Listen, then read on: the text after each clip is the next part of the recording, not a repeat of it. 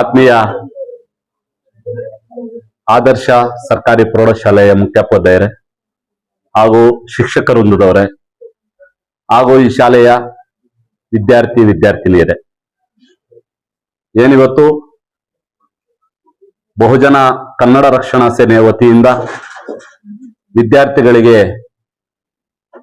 ಲೇಖನ ಮತ್ತು ಒಂದು ಪ್ಯಾಡ್ ಅನ್ನ ವಿತರಣೆ ಮಾಡತಕ್ಕಂತ ಒಂದು ಕಾರ್ಯಕ್ರಮವನ್ನ ಆಯೋಜನೆ ಮಾಡಿಕೊಂಡು ಒಂದು ಸಂಘಟನೆ ಮುಖಾಂತರ ವಿದ್ಯಾರ್ಥಿಗಳ ಭವಿಷ್ಯತ್ತನ್ನ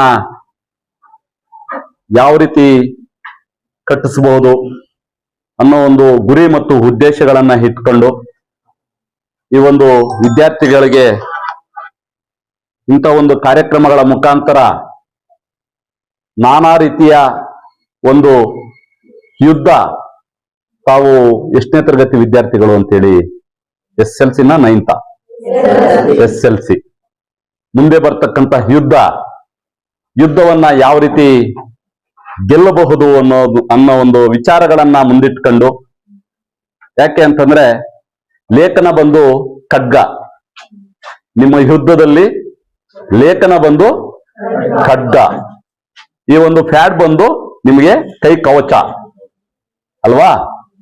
ನಿಜನಾ ಅಲ್ವಾ?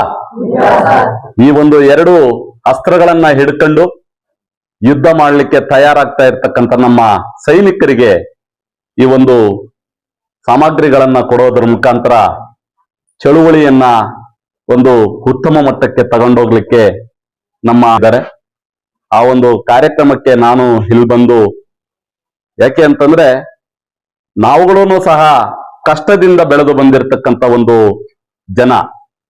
ಈಗಲಾದ್ರೂ ನಿಮಗೆ ಒಳ್ಳೆ ಬಟ್ಟೆ, ಒಳ್ಳೆ ಊಟ, ಒಳ್ಳೆ ಶಿಕ್ಷಕರು, ಒಳ್ಳೆ ಒಂದು ಶಾಲೆ, ಎಲ್ಲಾ ರೀತಿಯಲ್ಲೂ ಈಗಿನ ಒಂದು ವಿದ್ಯಾರ್ಥಿ ದೆಸೆಯಲ್ಲಿ ನಾವು ನೋಡ್ತಾ ಇದ್ದೀವಿ.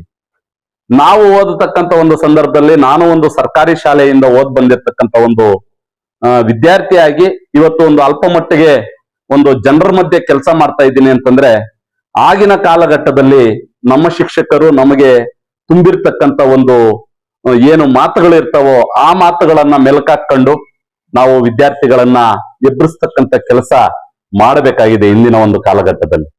ಯಾಕೆ ಅಂತಂದ್ರೆ ಇವತ್ತು ನೋಡಿ, ನಾನು ಬಟನ್ನು ಇಲ್ಲಿವರೆಗೂ ಹಾಕ್ತಾ ಇದ್ದೀನಿ ಅಂತಂದ್ರೆ ಯಾರು ಕಲ್ಸಿರ್ತಕ್ಕಂಥದ್ದು? ಶಿಕ್ಷಕರು ಅಲ್ವಾ? ಇವತ್ತು ನಾವು ಒಂದು SLC ಅಲ್ಲಿ ಓದ್ತಾ ಇರ್ಬೇಕಂತಂದ್ರೇನೆ ಒಂದು ಬಟನ್ ಅನ್ನ ಬಿಚ್ಕೊಂಡು ಹೋಗ್ತೀವಿ ಅಂತಂದ್ರೆ ಸಂಬಂಧಪಡ್ತಕ್ಕಂಥ ಮುಖ್ಯೋಪಾಧ್ಯಾಯರು ಅವಾಗ ಆಗಿನ ಕಾಲಘಟ್ಟದಲ್ಲಿ, ಇವತ್ತು ಹೊಡೆದ್ರೆ ಬೈಕ್ ಕಳ್ತೀರಿ, ಆಗಿನ ಒಂದು ಕಾಲಘಟ್ಟದಲ್ಲಿ ಈ ರೀತಿ ನಾವು ಬೆರಳಿಡ್ಬೇಕಾಗಿತ್ತು, ಇದ್ರ ಮೇಲೆ ಏಟ್ ಬೀಳ್ತಾ ಇತ್ತು. ಯಾಕೆನ್ನಿ? ವಿದ್ಯಾಭ್ಯಾಸ ಕಲಿಬೇಕು ಅಂತಂದ್ರೆ ಶಿಕ್ಷಕರು ಅಂದಿನ ಕಾಲಘಟ್ಟದಲ್ಲಿ ಉತ್ತಮವಾದ ಒಂದು ಶಿಕ್ಷಣವನ್ನ ಕೊಡ್ತಾ ಇದ್ರು. ಅದೇ ರೀತಿ ವಿದ್ಯಾರ್ಥಿಗಳನ್ನು ಸಹ ಶಿಕ್ಷಕರಿಗೆ ಗೌರವಿಸ್ತಕ್ಕಂಥ ಒಂದು ಆಲೋಚನೆಗಳನ್ನ ತುಂಬಿಕೊಳ್ತಾ ಇದ್ವಿ. ಇವತ್ತು ವಿದ್ಯಾರ್ಥಿಗಳು ಮೆಟ್ಲು ಬಿಟ್ರೆ ಒಂಥರ ರೌಡಿಸಮ್ ಅಲ್ವಾ? ಒಂದು ಹೆಣ್ಮಗು ಹೋಗ್ತಾ ಇದೆ ಅಂತಂದ್ರೆ ಬೇರೆ ರೀತಿ ಭಾಷೆಯನ್ನ ಬಳಸ್ತಕ್ಕಂಥದ್ದು. ಆಗಿನ ಕಾಲಘಟ್ಟದಲ್ಲಿ ನಾವು ಹೆಣ್ಮಗು ಇದೇ ರೀತಿ ನಾವು ಹಿಂದೆ ಮುಂದೆ ಕೂತಿರ್ಬೇಕಾದ್ರೆ ಹೋಗಮ್ಮ ಬಾರಮ್ಮ ಅಂತೇಳಿ ನಾವು ಮಾತಾಡ್ತಾ ಇದ್ದೀವಿ. ಅದು ಗೌರವ ಎಲ್ಲಗೋ ತಗೊಂಡೋಗ್ತದೆ. ಬರ್ತಕ್ಕಂಥ ಕೆಟ್ಟ ಆಲೋಚನೆಗಳೆಲ್ಲಾನು ವಿದ್ಯಾರ್ಥಿಗಳಲ್ಲಿ ಅಡುಗಿ ನಮ್ಮ ವಿದ್ಯಾಭ್ಯಾಸದ ಕಡೆಗೆ ಆ ಮನಸ್ಸು, ಆ ಒಂದು ಭಾವನೆಗಳು ಹೋಗ್ತವೆ. ಎಲ್ಲಿ ನಾವು ಬಾರಮ್ಮ ಹೋಗಮ್ಮ ಅಂತೇಳಿ ಮಾತಾಡ್ತೀವೋ ಅಲ್ಲಿ ಇರ್ತಕ್ಕಂಥ ಒಂದು ಬೇರೆ ಆಲೋಚನೆಗಳು ಬದಿಗೊತ್ತಿ ಒಂದು ವಿದ್ಯಾಭ್ಯಾಸದ ಕಡೆ ಬಂದಾಗ ಶಾಲೆಗೂ ಒಂದು ಒಳ್ಳೆಯ ಹೆಸರು ಸಿಗ್ತದೆ.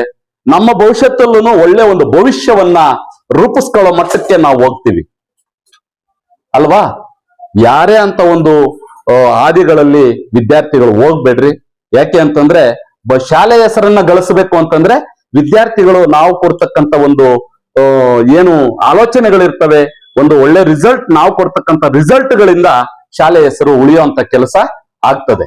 ಅಂತ ಒಂದು ಇದನ್ನ ನಾವು ಪ್ರತಿಯೊಬ್ಬರೂ ತಮ್ಮ ಒಂದು ಗಮನಗಳಲ್ಲಿ ಬೆಳೆಸ್ಕೊಂಡು ಇಂಥ ಒಂದು ಯುದ್ಧಕ್ಕೆ ಪ್ರಾರಂಭ ಆಗ್ತಾ ಇರ್ತಕ್ಕಂಥ ವಿದ್ಯಾರ್ಥಿಗಳು ಮತ್ತೆ ವಿದ್ಯಾರ್ಥಿನಿಯರು ತಮ್ಮ ಆಲೋಚನೆಗಳನ್ನ ಒಳ್ಳೆ ದಿಕ್ಕಿನಲ್ಲಿ ತಗೊಂಡೋಗಿ ಇಂಥ ಒಂದು ಮುಖ್ಯೋಪಾಧ್ಯಾಯರಿಗೆ ಮತ್ತು ಶಾಲೆಗೆ ಒಳ್ಳೆ ಹೆಸರನ್ನ ಗಳಿಸಬೇಕು ಅಂತ ಹೇಳ್ತಾ ನನಗೆ ಮಾತಾಡ್ಲಿಕ್ಕೆ ಅವಕಾಶ ಕೊಟ್ಟಿರ್ತಕ್ಕಂಥ ಎಲ್ಲ ತಮ್ಮೊಂದಿಗಿರ್ತಕ್ಕಂಥ ಪುಟಾಣಿ ಮಕ್ಕಳೊಂದಿಗೆ ವಂದಿಸಿ ನನ್ನ ಮಾತನ್ನು ಮುಗಿಸ್ತೀನಿ.